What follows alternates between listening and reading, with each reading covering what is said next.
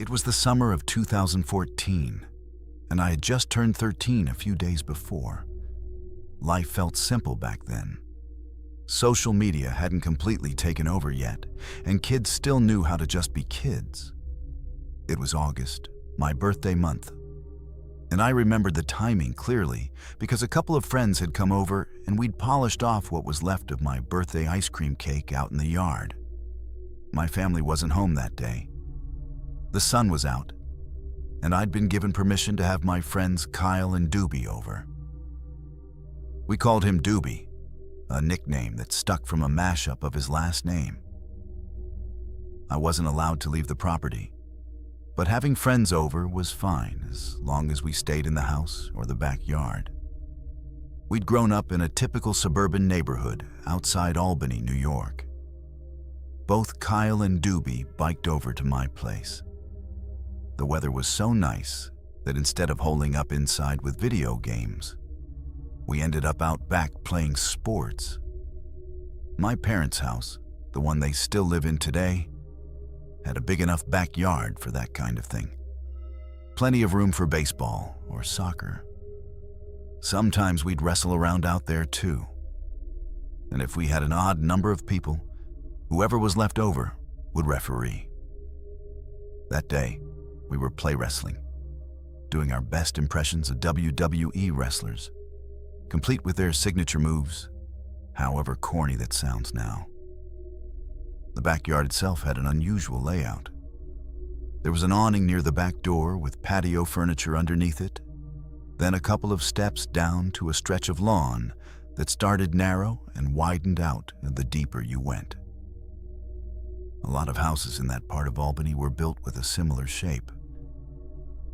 At some point during the game, I glanced up toward one of the upstairs windows, and even with the glare bouncing off the glass, I could make out someone standing there, in my parents' bedroom, looking down at the yard.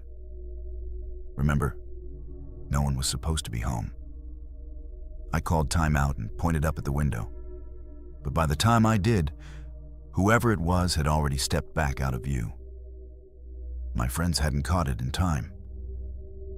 I told them someone was upstairs and headed for the back door, saying I just wanted to check who was home. Inside, I called out for my older sister, then for my mom and dad from the bottom floor. Nothing. I made my way to the staircase connecting the den to the main level and called up again. Still nothing, though I could hear creaking coming from somewhere above. So I knew someone was up there, just not who. I grabbed the landline in the den and tried my mom first. No answer. Then my dad. Also nothing. I tried both numbers again with the same result. I didn't even have my sister's cell number saved, which in hindsight was strange, but I'd never had a reason to call her directly. At 13, I didn't have much of a theory for why nobody was picking up, other than maybe my parents had just gotten home and left their phone somewhere. So I went up to the main floor near the front door and looked out the window. Sure enough, neither car was in the driveway. That left my sister as the only explanation, though it didn't make sense that she'd be up in my parents' room. I called her name up the stairs again. This time the footsteps were unmistakable, coming from just around the corner at the top. I think it was right after I called her name a second time that I looked up and saw it. A bare foot sticking out slightly from behind the wall, angled toward the staircase. It looked like it belonged to a man. Someone was hiding up there, and it wasn't anyone in my family. I walked back down to the den, trying not to make it obvious I was fighting the urge to run, then bolted for the office phone the second I was out of sight. From there, I ran outside to my friends, telling them there was an intruder in the house while I kept redialing my parents' numbers.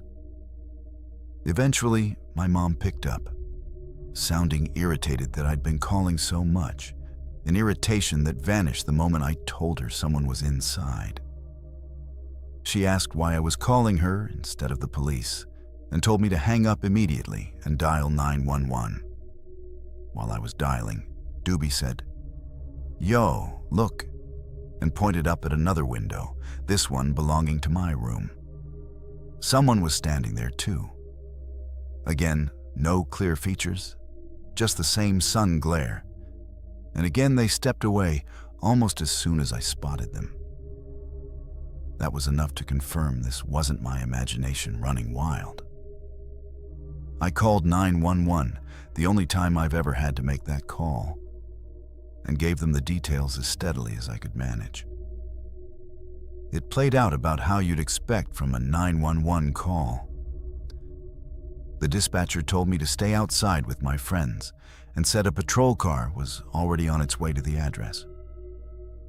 The response was quick, which I suppose says something about that part of Albany. A few minutes later, there was banging at the backyard gate, and a voice announced himself as a police officer before coming around back. I told him the intruder was still upstairs, and he and his partner headed inside right away. A few minutes after that, they walked back out with a man in handcuffs. He didn't look like an ordinary person caught in an ordinary situation. He was disheveled, clearly under the influence of something, half-dressed and unsteady on his feet. He seemed unpredictable, maybe even dangerous, and he was cursing at the officers the entire time. I called my mom back to update her and then handed the phone to one of the officers so they could sort out the rest between them. I went back inside to see what had been taken, but really it just looked like every bedroom's drawers had been gone through. Nothing seemed obviously missing. As for how he'd gotten in, it looked like nothing more dramatic than an unlocked door. Even so, having an actual stranger break into your home is the kind of thing you expect to hear about secondhand.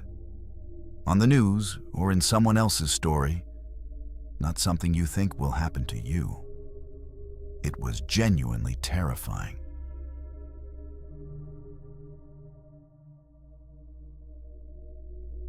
My name is Mike, and I'm 37. I grew up in a fairly small family, just me and 2 brothers, no cousins or extended family to speak of. These days, the norm, at least here in the US, is to have kids in your late 20s or early 30s. But my brothers and I all started our families young, I think, because we wanted to build something bigger than what we'd grown up with. My brothers are Ray and Scott. We all live in Ellijay, Georgia, and our kids range from about 3 to 10 years old, 2 apiece for each of us. This all happened recently, back in May of this year. We host a lot of cookouts at my place around Memorial Day, so I invited Ray and Scott and their families over, along with our parents. My wife, Renee, and I started setting up early that morning. Out of all our houses, ours is the best suited for hosting, since we've got a pool, a big covered patio area, and a wide stretch of open grass for the kids to run around. Our neighborhood is quiet and spread out, so instead of butting right up against a neighbor's yard, our backyard backs directly onto woods. Honestly, it's about as close to a horror movie setup as you can get. Everyone showed up, and by around 1 p.m., things were rolling along exactly the way our Memorial Day gatherings usually do. We drank beer, ate barbecue, and took turns in the pool all afternoon. The kids bounced between pool games and yard games, and the hours just slipped by. Once it got dark, we brought out ice cream and dessert, and that's when we heard it. A scream from somewhere in the woods that stopped every conversation cold. Everyone froze, and it took a good 10 seconds before anyone said a word. Scott spoke up first, asking if it might have been a fox. I said, "No way. I hear foxes out here often enough to know that sound, and this was way too human."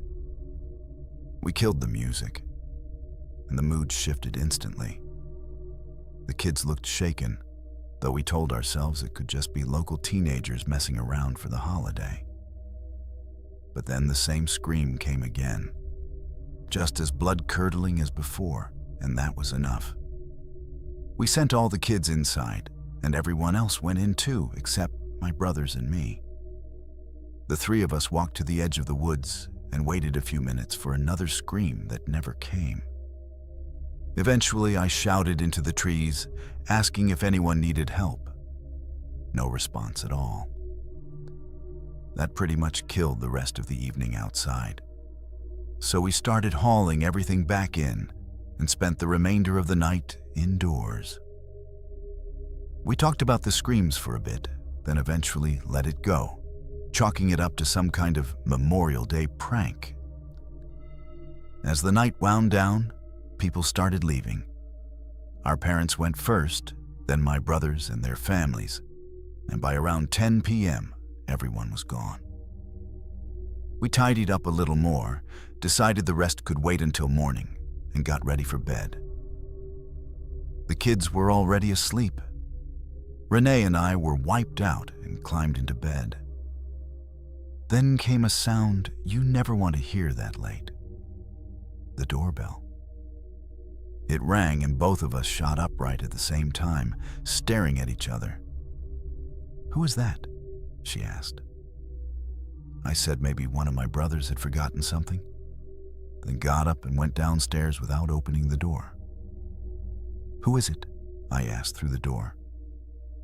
A man's voice answered, "Hey, can you open up? It's important." I wasn't opening the door to a stranger at that hour, so I asked him to identify himself. He said he was a neighbor down the road. I asked which one and for a name. He said Jack.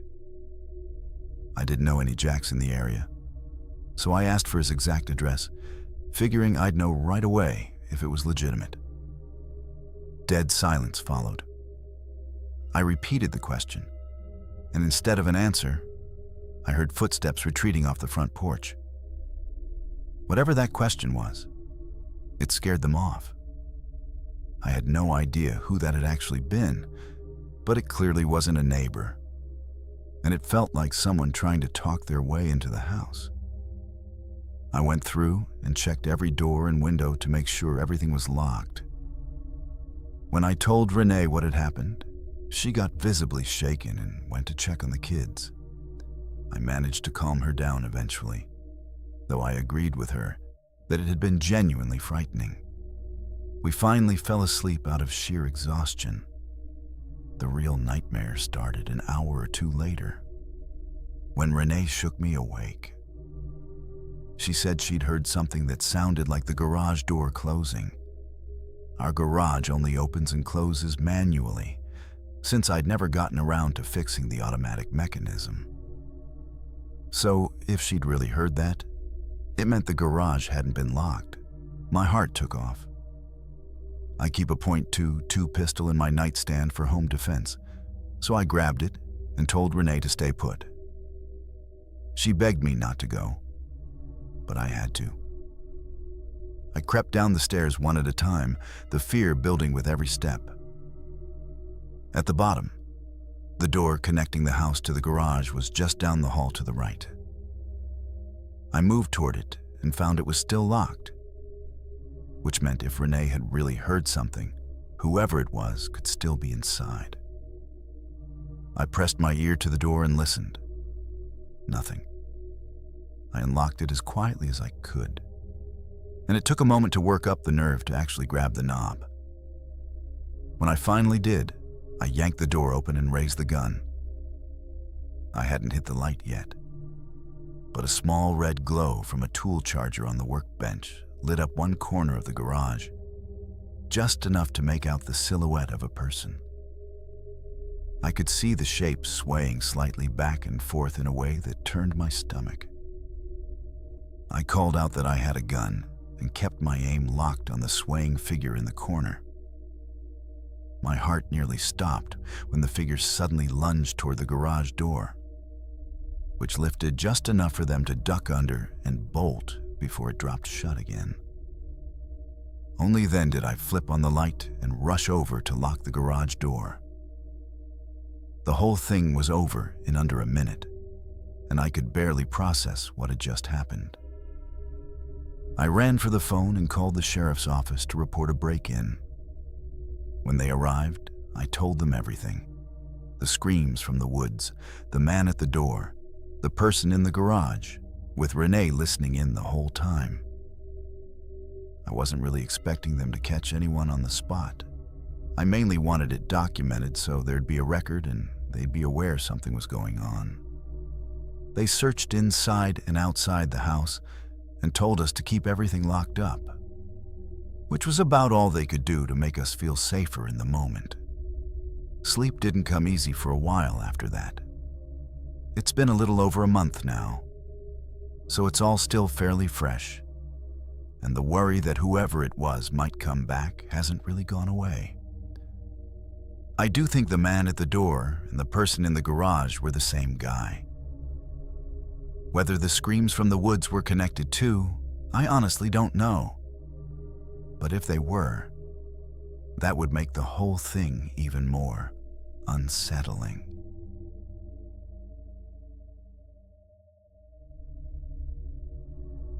This happened this past spring, when my older brother Dan asked me to stay at his place for the weekend while he and his fiancée went out of town. They'd had the trip planned for months, and all he really needed was someone to look after his chocolate lab, Duke. I'd watched Duke plenty of times before, so I said yes without giving it a second thought. Dan lived about 20 minutes outside the city, out in a quiet, rural stretch. There were neighbors, but every property sat on a few acres of land, and his backyard backed right up to woods on 3 sides. Nothing dense enough to call a real forest, just wooded patches cut through with trails people used for walking and biking. Duke loved those trails, so Dan asked me to take him out a couple of times a day like usual. I got there Friday afternoon right after they left and got settled in. Nothing unusual happened that day.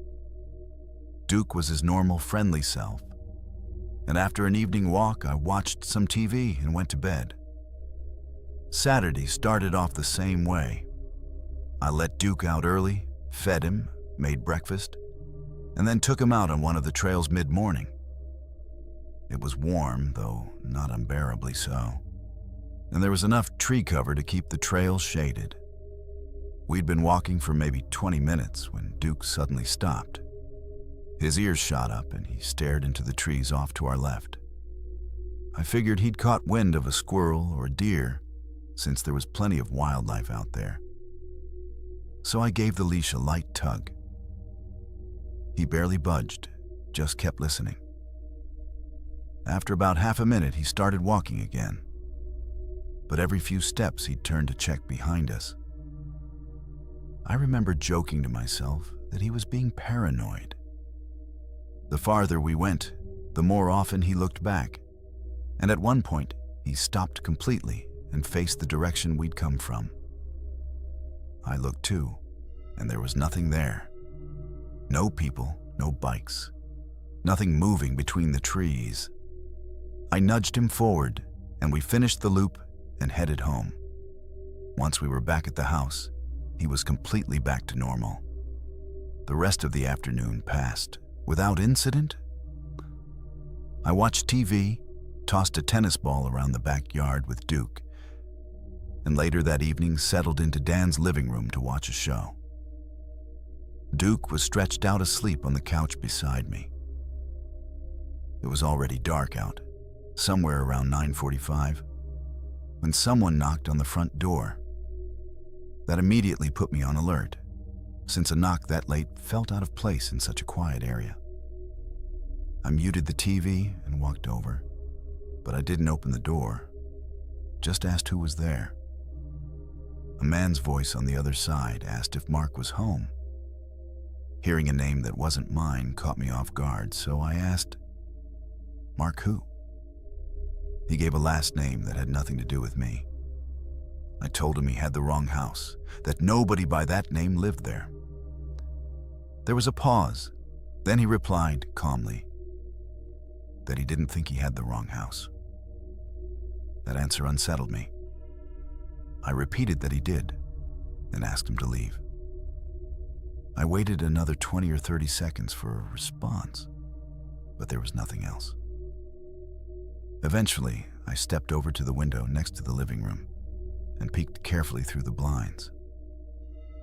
No one was on the porch. I checked the front yard from a different window a minute later and still saw nothing, so I assumed whoever it was had gone. I locked the deadbolt, even though I was fairly sure it was already locked, and went back to the TV.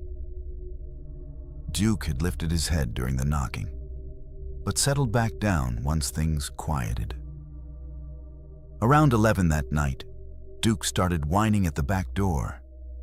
He'd been asleep for a while, so I figured he just needed one last trip outside before bed.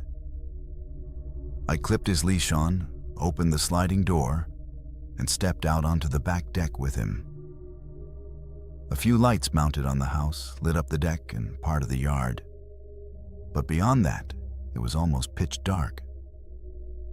The tree line started maybe 50 yards out, and past the first few trees, you couldn't make out anything at all. Duke walked down the deck steps and into the yard like always, but before he got far, he froze.